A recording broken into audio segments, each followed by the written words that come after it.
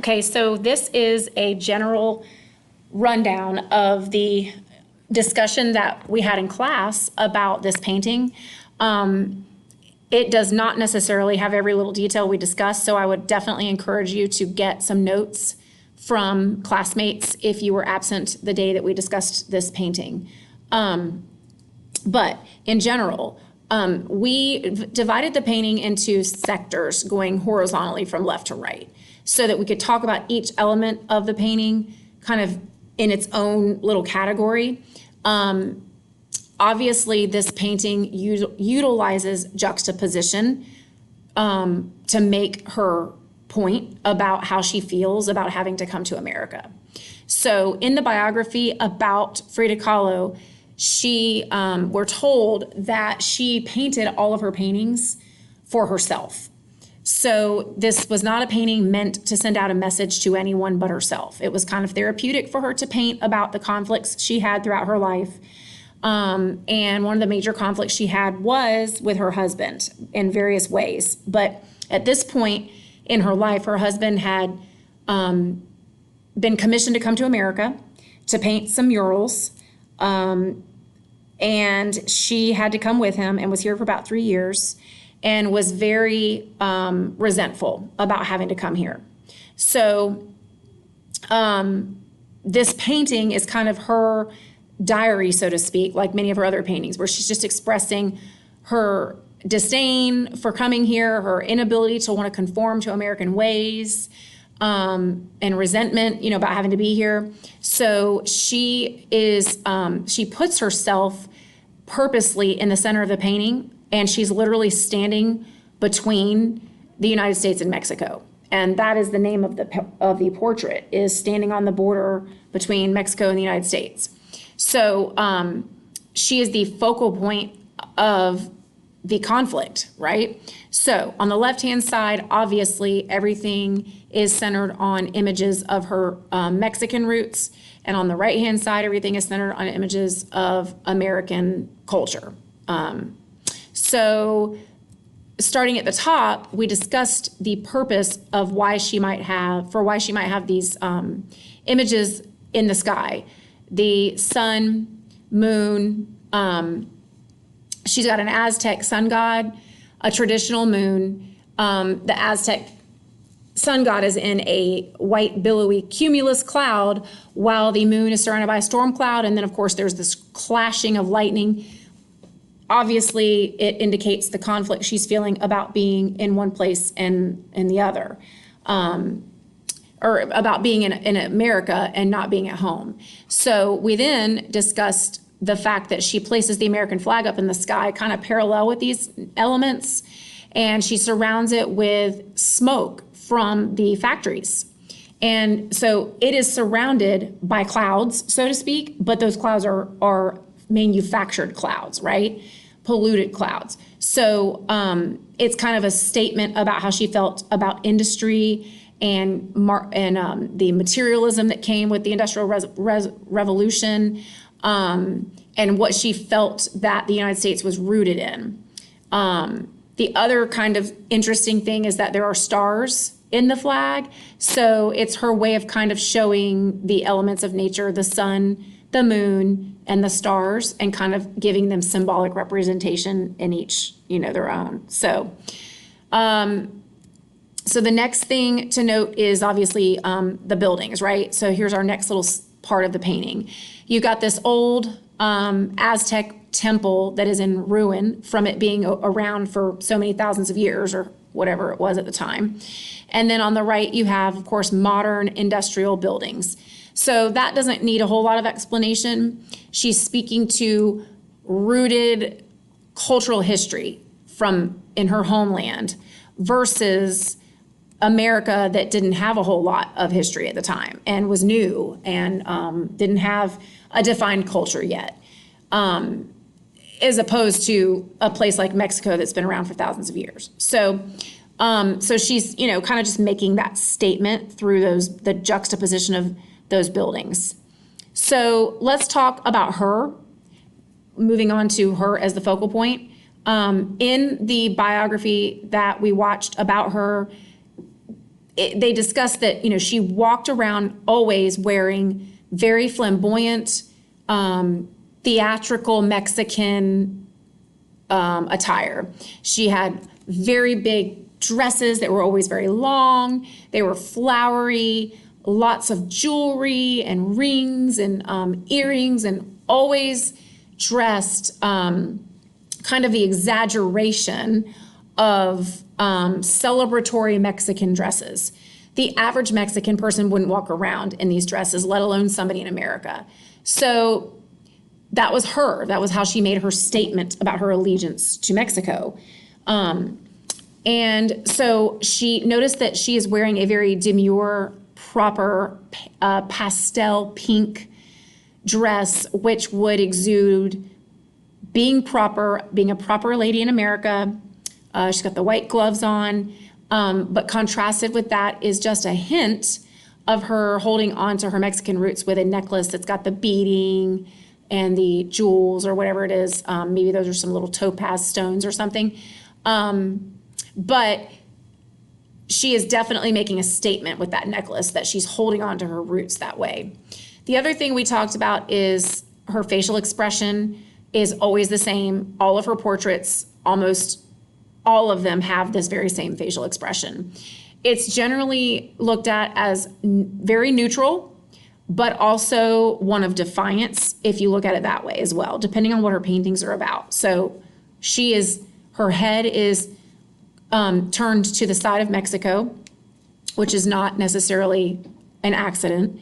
Notice the cigarette in her hand, representative of probably what we call impropriety, not being proper, showing a little bit of rebellion. I am not going to conform to American ways and be a proper lady.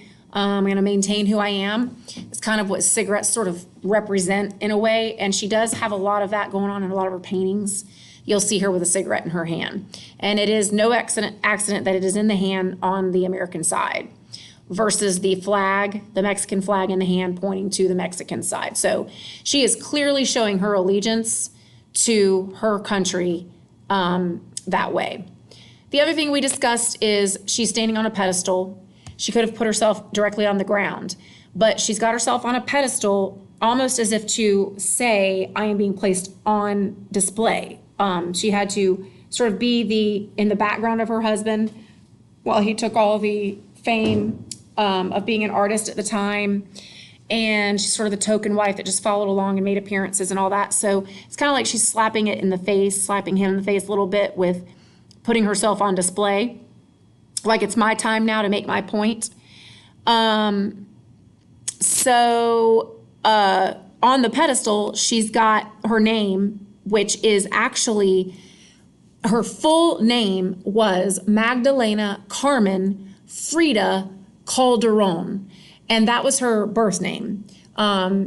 Magdalena was her Mexican given name, Carmen was her baptismal name, and then Frida was the name she was given from her father's side because he was Hungarian, and Calderon was actually her mother's last name. Which traditionally, I'm not sure how that worked, but she took on her mother's Mexican last name, or they gave her her mother's last name when she was born. But later, she took on her father's name, Kahlo, and he was the Hungarian one, so he had no Mexican heritage. But she took Frida and Kahlo, and it's interesting that she took the Hungarian portion of her father's name and identified with herself throughout her whole life. But here, she has gone back to Carmen, her baptismal name, and Rivera, her husband's last name. So what we discussed about this is it's most likely a testament to, I am having to be somebody else while I'm in America. I am my husband's wife, not Frida Kahlo. And so it's like, this is not my identity. This is not who I am. This is who I'm expected to be.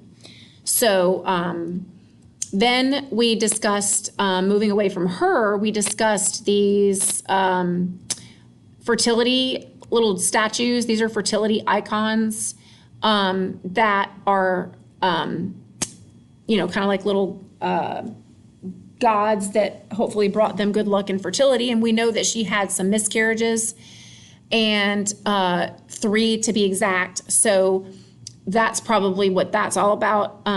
Some people believe these 3 little images kind of represent the 3 children she would have had. And you've got, of course, the contrast of the skull, which is death, and the icon's fertility, which represents life. So she was constantly battling life and death with her health issues, the accident she had when she was like 19, and then the 3 children that didn't survive. So life and death are big motifs in her paintings, and she does a lot of skulls contrasted with things like babies and flowers, which are, elements that represent life. So then we have here at the bottom, we have these plants and flowers that are indigenous to Mexican landscape, rooted very deeply into the ground. So obviously she's very rooted in her culture, versus over here, the roots are actually wires. So it's just showing that the only way she is rooted in America is superficially, right? So these wires give superficial life to machines through electricity, but these roots give real life to these plants, And then note that she is literally plugged in artificially to America, and the plug is right underneath her husband's name, which is probably not a mistake, or not an accident. So that's the gist of the painting itself. The whole idea that she uses juxtaposition to make her point to herself, to express the conflict she was feeling. And we also discussed Space Cat with this painting and what each part meant. We know now who the speaker is. We know the audience is herself. We know that the purpose of the painting is to express the conflict she was feeling at the time of that being forced to live in America. The context of the painting is what inspired the painting, and personally what inspired the painting. So we know that her husband was commissioned to come here, and she was, had to come with him if she was going to be his wife. So that's the context surrounding the reason that she even needed to express herself in this portrait. The tone we discussed, there's various words you can use to describe the tone. She is resentful. She's showing disdain for America. Some people said there's sort of a passive aggressive tone here. She's very kind of subtly, passively taking digs at America and American culture, but then very aggressively showing her allegiance to Mexico, so that was another thing.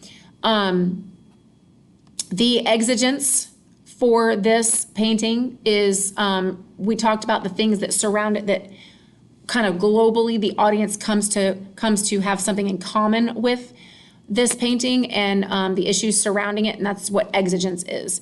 So we can't identify with the context because that's her personal issue that made her paint this, but the exigence would be things like, we all understand the impact of the Industrial Revolution that influenced her feeling about America. That's one thing, the historic time period of that.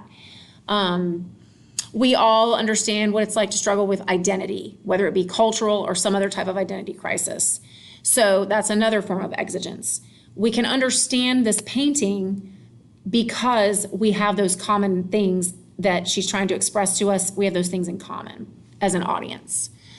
So that's pretty much the rundown of the painting. Definitely cross-reference what I've said with maybe some notes that somebody took in class so that you have the full context of everything to take the quiz.